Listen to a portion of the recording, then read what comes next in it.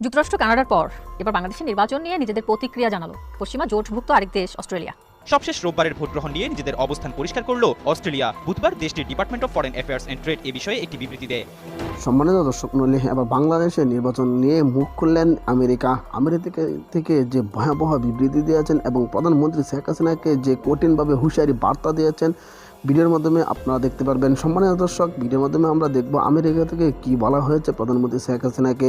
সম্পূর্ণ ভিডিওটি দেখলে অনেক তথ্য পেয়ে যাবেন, তাই ভিডিওটি না টেনে সম্পূর্ণ ভিডিওটি দেখবেন। চ্যানেলে নতুন দর্শক হয়ে থাকলে অবশ্যই চ্যানেলটাকে সাবস্ক্রাইব করে পাশে থাকা বেল বাটনটি অন করে দেবেন। সম্মানিত দর্শক, ভিডিওতে লাইক দিয়ে দেখতে থাকুন সম্পূর্ণ ভিডিওটি। যুক্তরাষ্ট্র কানাডার পর এবার বাংলাদেশের নির্বাচন নিয়ে নিজেদের প্রতিক্রিয়া জানালো পশ্চিমা জোটভুক্ত আরেক দেশ অস্ট্রেলিয়া। দ্বাদশ জাতীয় সংসদ নির্বাচনে জনগণের ভোটাধিকার প্রয়োগকে স্বাগত জানালেও বাংলাদেশের দীর্ঘদিনের বন্ধু হিসেবে বেশ কিছু বিষয়ে উদ্বেগ জানিয়েছে ক্যানবেরা। এ সময় বাংলাদেশের সঙ্গে কাজ করা নিয়েও নিজেদের অবস্থান স্পষ্ট করে দেশটি।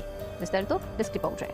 বাংলাদেশের নির্বাচন নিয়ে শুরু থেকেই আগ্রহের ঘাটতি ছিল না পশ্চিমা দেশগুলোর মধ্যে। দ্বাদশ জাতীয় সংসদ নির্বাচনের ফল ঘোষণার পর পৃথক প্রতিক্রিয়া দেখিয়েছে যুক্তরাষ্ট্র, কানাডা সহ বেশ কয়েকটি দেশ।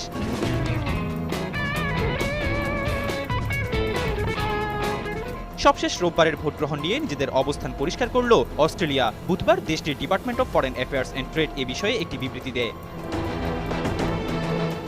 বাংলাদেশের দীর্ঘদিনের বন্ধু হিসেবে দেয়া এই বিবৃতিতে বলা হয়, নির্বাচনে লাখ লাখ বাংলাদেশি ভোটার তাদের ভোটাধিকার প্রয়োগ করেছেন। এই বিষয়টিকে স্বাগত জানায় অস্ট্রেলিয়ার সরকার। কিন্তু দুঃখজনক যে এই নির্বাচন এমন এক পরিবেশে অনুষ্ঠিত হয়েছে যেখানে সব রাজনৈতিক অংশীজন প্রকৃতভাবে অংশ নিতে পারেননি। নির্বাচনের আগে ঘটে যাওয়া সহিংসতা এবং বিরোধী রাজনীতিবিদদের গ্রেপ্তারের বিষয়ে উদ্বিগ্ন ক্যানবেরা।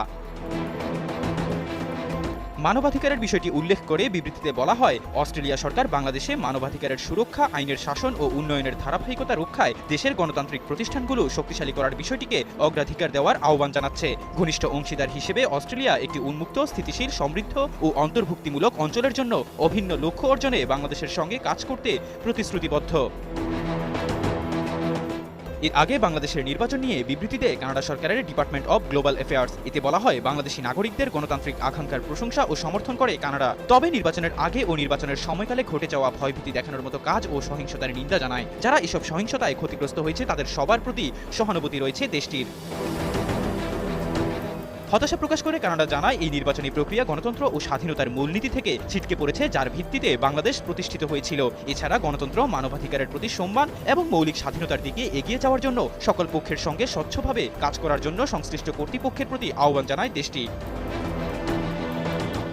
বিবৃতিতে কানাডা আরও জানায়, 1971 সালে বাংলাদেশের স্বাধীনতাকে স্বীকৃতি দেওয়া প্রথম দেশগুলোর মধ্যে কানাডাও ছিল এবং আরও স্থিতিশীল, সমৃদ্ধ ও গণতান্ত্রিক ভবিষ্যতের জন্য বাংলাদেশের জনগণকে তাদের আকাঙ্ক্ষার প্রতি সমর্থন অব্যাহত রাখতে কানাডা প্রতিশ্রুতিবদ্ধ রয়েছে। এর আগে বাংলাদেশের দ্বাদশ জাতীয় নির্বাচন অবাধ ও সুষ্ঠু হয়নি বলে জানায় যুক্তরাষ্ট্র ও ব্রিটেন। নির্বাচনে সব দলের অংশগ্রহণ ছিল না বলেও জানায় তারা, তবে ভোট সুষ্ঠু হয়েছে উল্লেখ করে নবনির্বাচিতদের অভিনন্দন জানিয়েছে ভারত।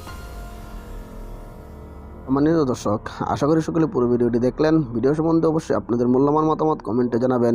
সম্মানিত দর্শক, এইরকম নতুন নতুন নিউজ আপডেট সবার আগে পেতে অবশ্যই চ্যানেলটাকে সাবস্ক্রাইব করে পাশে থাকা বেল বাটনটি অন করে দিবেন। আজকের মতো ভিডিওটা এখানে শেষ করলাম, দেখা হবে পরবর্তী ভিডিওতে। সেই পর্যন্ত ভালো থাকবেন, সুস্থ থাকবেন এই কামনা করে বিদায় নিলাম। আসসালামু আলাইকুম।